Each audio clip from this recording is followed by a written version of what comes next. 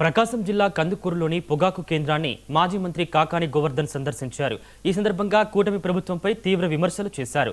తమ ప్రభుత్వ హయాంలో 36,000 వరకు పలికిన పొగాకు ధర ప్రస్తుతం 16,000కు పడిపోయిందని ఆరోపించారు. పొగాకు కొనుగోలులో సిఫార్సు వ్యవస్థ నడుస్తోందని, రైతులకు అన్యాయం జరుగుతోందని విమర్శించారు.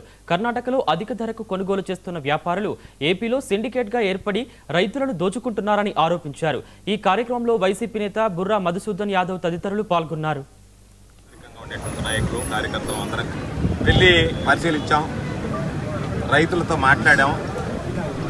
పొగాకు రైతుల బాధలు వర్ణనాతీతం. జగన్మోహన్ రెడ్డి గారు ముఖ్యమంత్రిగా ఉన్నప్పుడు, వైఎస్ఆర్ కాంగ్రెస్ పార్టీ ప్రభుత్వం అధికారంలో ఉన్నప్పుడు పొగాకు రైతులం అనేటువంటి మేము అన్ని విధాలా కూడా లబ్ధి పొందగలిగాము. గిట్టుబాటు ధర మాకు కల్పించాడు. సుమారు 36,000 రూపాయల క్వింటాల్ లెక్కన మేము అమ్ముకోగలిగాము. ఈరోజు మరలా కూటమి ప్రభుత్వం అధికారంలోకి వచ్చిన తర్వాత ఏదైతే జగన్మోహన్ రెడ్డి గారికి ముందు కూటమి ప్రభుత్వం ఎప్పుడున్నా సరే రైతుల వినాశనాన్ని కోరుకుంటుంది, రైతులను నిర్లక్ష్యం చేస్తుంది అని చెప్పినటువంటి నానుడిని నిజం చేస్తూ ఈరోజు మరలా రేట్లు 16,000